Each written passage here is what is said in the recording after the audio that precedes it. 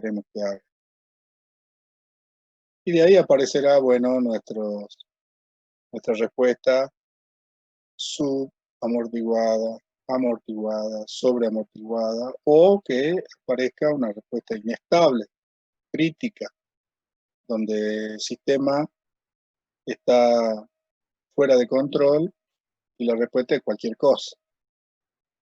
Lo que por supuesto no queremos que nos suceda en ningún caso. Pero es una opción más que eso pase. Para lo cual desarrollamos todo nuestro sistema para que efectivamente logremos nosotros una respuesta controlada, una respuesta estable. Bueno, entonces, ubicándonos ahora ya dentro de todo nuestro sistema de control, ya hemos visto sensores de temperatura, de presión, de caudal, de posición, de proximidad y muchísimos otros que existen, que bueno, no lo hemos visto a todos, por supuesto, es imposible verlos a todos, pero sí ya sabemos que siempre que haya una variable física a controlar, seguramente va a haber un sensor industrial que nos permita ver esa variable. Después, a esa variable detectada, medida, registrada a través de ese dispositivo, seguramente hay que transmitir esa información y bueno, ahí usamos nuestros transmisores. O si es que el dispositivo es un transductor, bueno, puede llevar incorporado todo, el sensor, el chip que hace toda la electrónica y el análisis de la señal y la adecuación de la señal y la transforma en una señal eléctrica o de tensión o de corriente o en una señal digital a través de un puerto serie. Bueno, de la forma que sea, va a generar entonces, junto con la consigna o la referencia, el error del sistema. Si yo aplico las transformadas a todo esto, acá tengo mi consigna, o referencia, la respuesta, esa respuesta a través de bloque de realimentación se genera en una señal de realimentación y eso genera el error, que es la diferencia entre lo que quiero y lo que tengo, o sea, la referencia menos la señal de realimentación.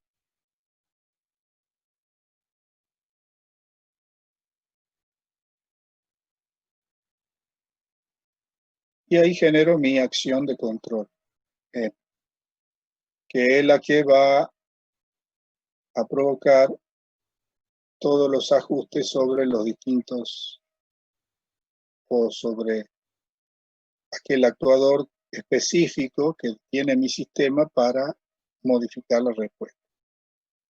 El calentador de mi sistema de calefacción o el enfriador de mi sistema de refrigeración o el compresor de mi sistema de presión o la bomba de mi sistema de caudal, de control de caudal, etcétera, etcétera, etcétera. Entonces, nosotros vamos a estudiar ahora los distintos controladores automáticos a nivel industrial. Porque tranquilamente yo podría poner una persona acá que abre y cierra una válvula manualmente, pero eso no va a ser un control automático, ni es lo que se usa en la industria. Eso va a ser un sistema manual, que es lo que hacemos nosotros al revolver la olla para que no se nos queme loco, ¿sí? Pero no estamos hablando de esos controles. Estamos hablando específicamente de los automáticos.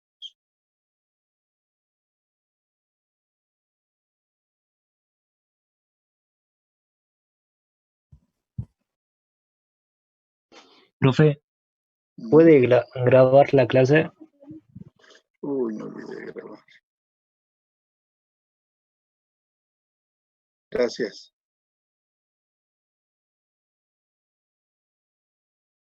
Bueno. Bueno, entonces, acá vamos a definir algunos tipos de controlador. El primer controlador, que ya alguna vez lo hablamos, lo charlamos, es el control de dos posiciones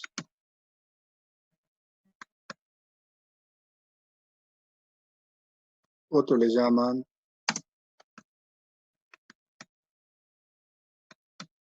de encendido apagado y otros le llaman on. Pero es el que me permite abrir y cerrar, prender y apagar. Es el control más simple que hay. Por supuesto que también es el más barato. Después tenemos el control proporcional,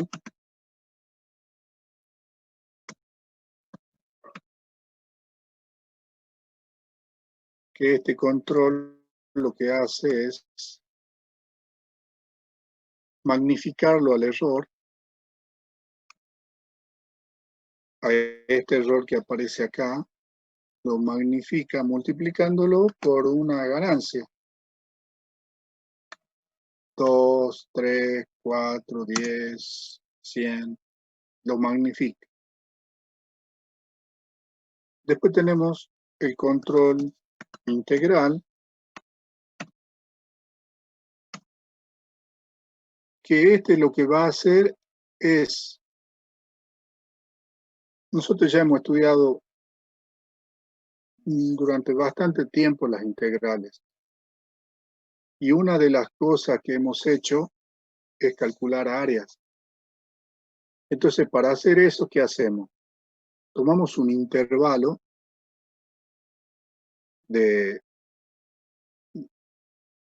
eje, digamos, de abscisas, que dependerá qué variable independiente estamos haciendo referencia ahí, pero tranquilamente puede ser el tiempo. ¿Y qué hacemos? Sumamos todos los eventos que se manifiestan a través de la función que representa el comportamiento de un sistema en ese intervalo de tiempo, sumamos todos esos valores y obtenemos un área. Bueno, lo que tendríamos que pensar entonces es que yo tendría una función del error y lo que voy a intentar hacer es, por supuesto que es medio difícil adelantarse, si bien de alguna manera vamos a tratar de hacerlo, pero sí seguramente podemos ver el histórico, o sea, ver qué es lo que pasó 1 segundo atrás, 2 segundos, 3 segundos, 5 segundos, 10 segundos ya transcurridos. Y si nosotros registramos el error, podemos sumar todos esos errores y sacar como el área total, es decir, la sumatoria de todos esos eventos y ver qué comportamiento tuvo el sistema. Entonces decir, no, este sistema está tendiendo a la inestabilidad o este sistema está controlado. Bueno, según como sea el comportamiento que resulta de ese análisis, es decir, de sumar todos los errores pasados, tratamos de generar una acción para corregirlo. Entonces, si yo tengo un error que se me mantuvo constante durante un tiempo determinado, no sé, 10 segundos, entonces lo que mejor puedo hacer es generar una acción que trate de corregirlo y en lo posible de anularlo. Entonces, si yo integro una constante, lo que obtengo es una rampa, una recta. Y la pendiente de esa recta, después veo cómo la acomodo, que eso vamos a ver cómo se ajusta. Y de esa manera trato de corregir el error. O sea que el control integral lo que hace es evalúa los eventos pasados y trata de generar una acción para corregir esos errores y tratar de estabilizarlo al sistema. Entonces eso es lo que vamos a hacer nosotros con los controles integrales. Y después podemos combinarlos. Puedo controlar a través de un control proporcional integral. O sea que busco de generar los dos efectos o las dos acciones del proporcional y del integral. O también puedo tener un control proporcional derivativo. Y acá también ya hemos estudiado la derivada y hemos visto que la derivada, que se lo he repetido muchísimas veces, porque digo, nosotros este concepto lo vamos a usar más adelante, y la derivada que me entrega la pendiente de la recta que es tangente a la curva en el punto. O sea que lo que yo obtengo cuando derivo una función en un punto determinado es la velocidad con que esa función cambia. Entonces, si me aparece una derivada de un valor grande, quiere decir que tiene una pendiente elevada, lo cual quiere decir que la función está creciendo mucho. Y si mi función es el error, entonces quiere decir que yo me estoy desviando demasiado de lo que quiero en mi sistema de control. Entonces, cuando yo derivo y encuentro un valor derivativo elevado, quiere decir que mi sistema está tendiendo a la inestabilidad.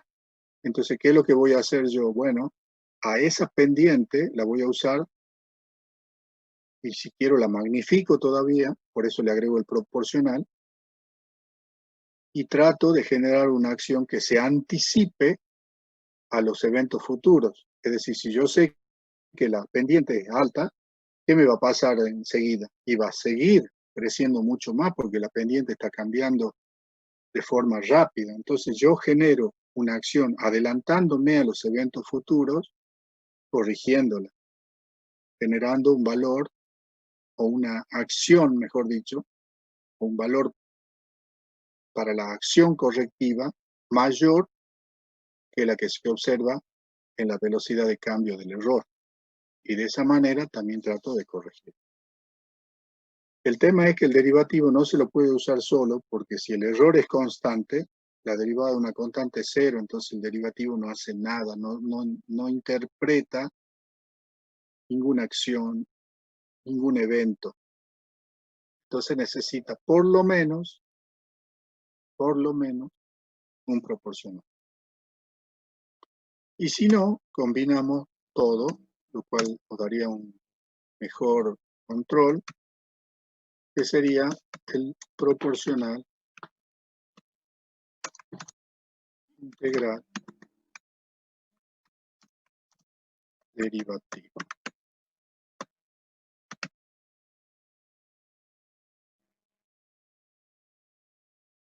Esto es lo que en toda la bibliografía y en los manuales se van a encontrar como PID. A estos se lo aparece como PI y este como PD. Y este por supuesto será el P, el I, y este es el O no.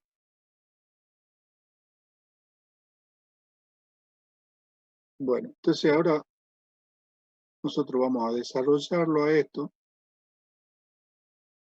y vamos a tratar de interpretar de qué manera podemos usarlo y en qué caso.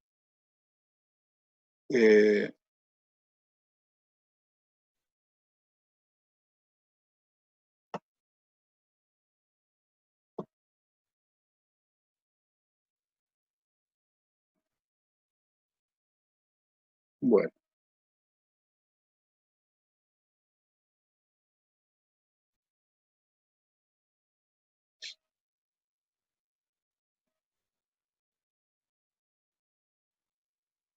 Empecemos con el 1.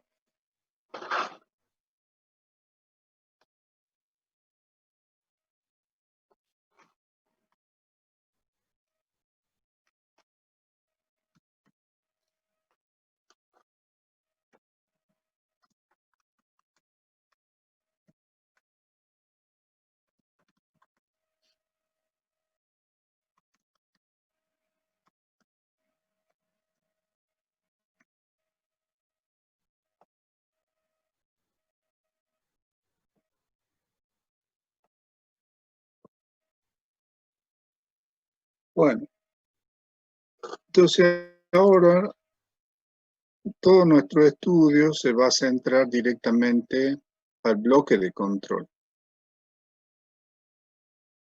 O sea, vamos a poner solamente, porque lo otro, digamos, ya sabemos que existe, pero ahora nuestro análisis se va a centrar acá.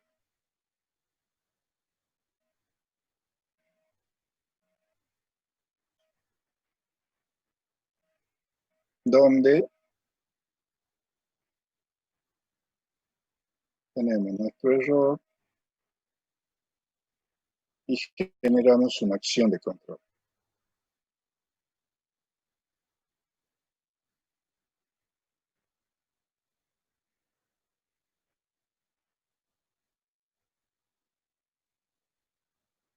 Entonces acá está nuestro control.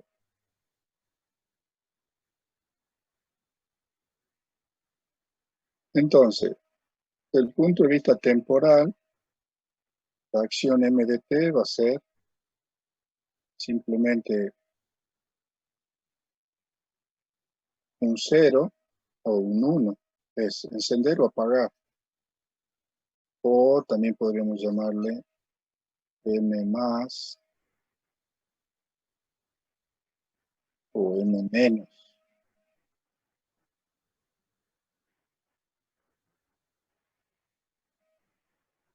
Que puede ser calentar, calentar o no calentar, o enfriar o nada, abrir o cerrar, si es una válvula, comprimir o no comprimir, si fuera un compresor, presurizar o no presurizar, si fuera una bomba. Bueno, es todo o nada. Entonces, para los tiempos menores que 0, no hago nada, y para los tiempos mayores que 0, hago algo. O sea que esto vendría a ser algo así como nuestra función unitaria o escalón.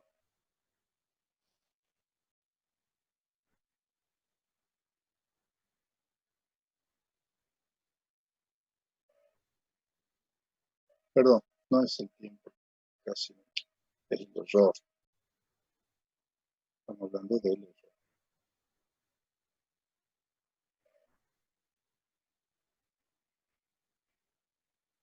Si el error es 0,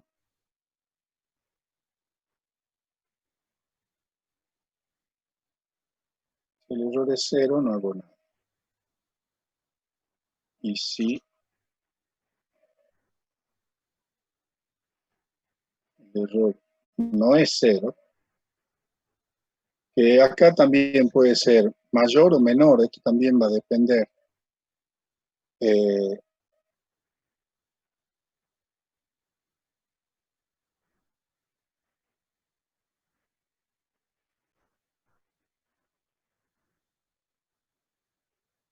O sea que esto puede ser mayor que 0 o puede ser menor que 0.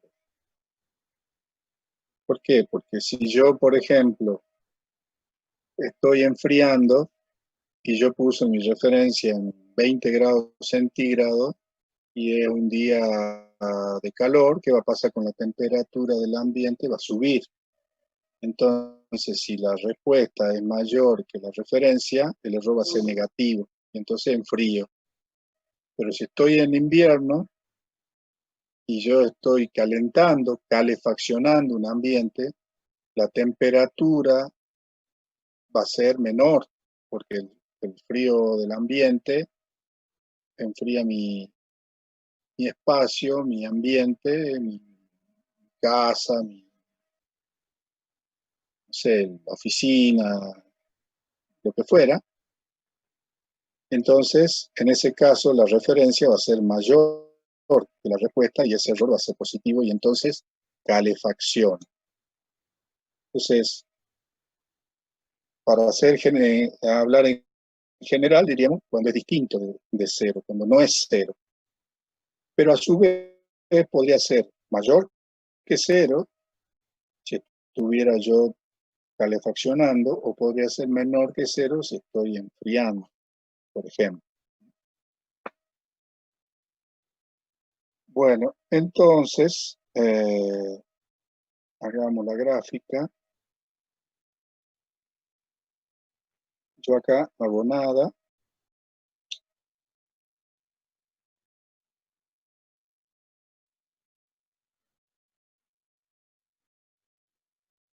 O de repente hago algo.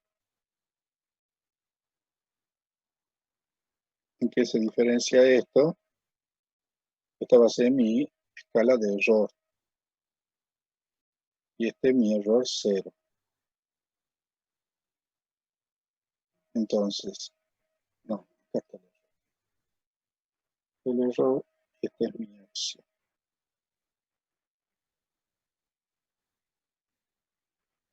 Esta es mi acción. Esto es lo que yo voy a hacer. ¿Hago algo o no hago nada? ¿Y de qué depende? Y depende del error. Si es mayor que cero o es menor que cero. Esto es todo o nada. Cero o uno. Hago si es mayor que cero. En este caso sería mayor que cero, ¿no es cierto? Estaríamos en este caso. Y si es menor que cero, no hago nada. Por ejemplo, si yo, este sería un ejemplo de calefacción.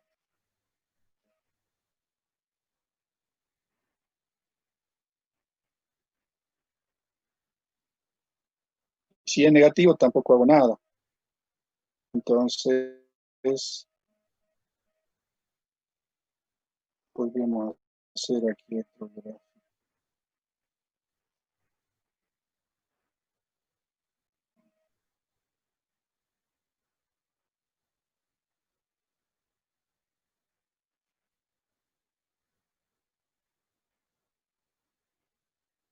La otra opción que tenemos es que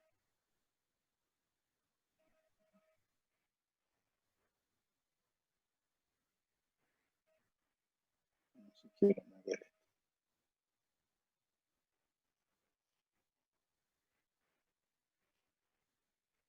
la otra opción sería que me dé negativo.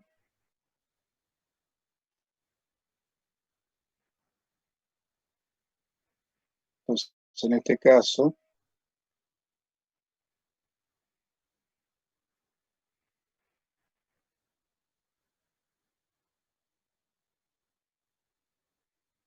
así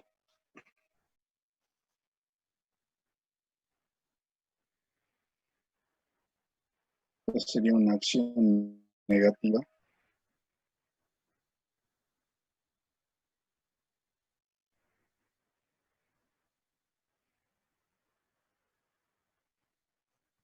Entonces, acá estaría el error cero.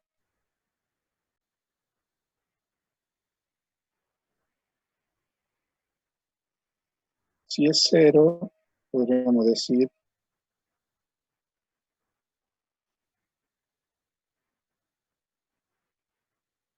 que prácticamente no hago nada. Pero podría generar una acción positiva o una acción negativa.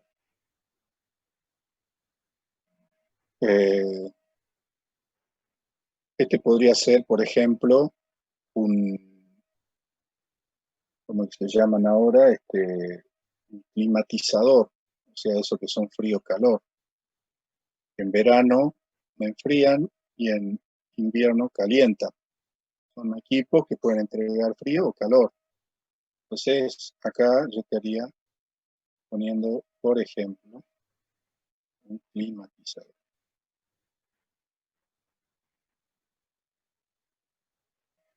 Que hace algo en un caso y en el otro hace otra cosa.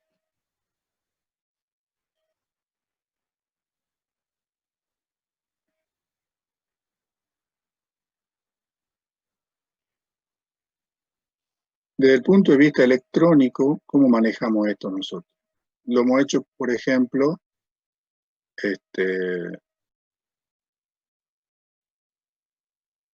cuando nosotros usamos, por ejemplo, un comparador.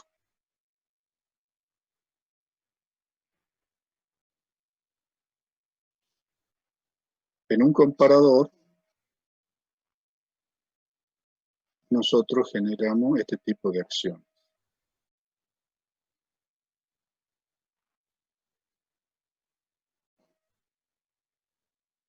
Este es el comparador más elemental, ¿no es cierto? Un operacional, sin realimentación, sin nada. Entonces, ¿acá qué hago? Yo acá pongo el error y acá pongo la referencia. Entonces, el error, ¿qué va a hacer? Va a ser una señal, una RT, que tranquilamente la puedo expresar como una tensión. Y la referencia, ¿qué va a ser? Y la referencia tranquilamente puede ser un potenciómetro.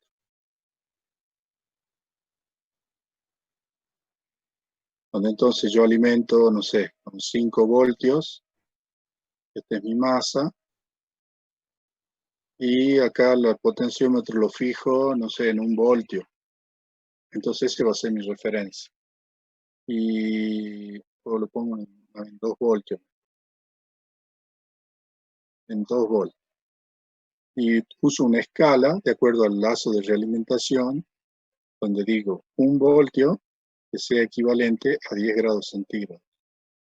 Entonces, al poner 2 voltios acá, estoy controlando 20 grados centígrados. Entonces, en el error, de alguna manera genero esa señal. A lo mejor pongo un sensor de temperatura que me entregue 1 voltio en correspondencia con 10 grados centígrados. Entonces, cuando aparezca 2,1 voltio, el comparador, recuerden que si está alimentado con más VCC y masa, la salida van a ser 2 posibilidades, o más VCC o 0. Entonces, si el error me da 2,1 y la referencia está en 2 voltios, entonces esto se va inmediatamente a VCC. Y de ahí, bueno, ¿qué puedo hacer? Y puedo mandar a un transistor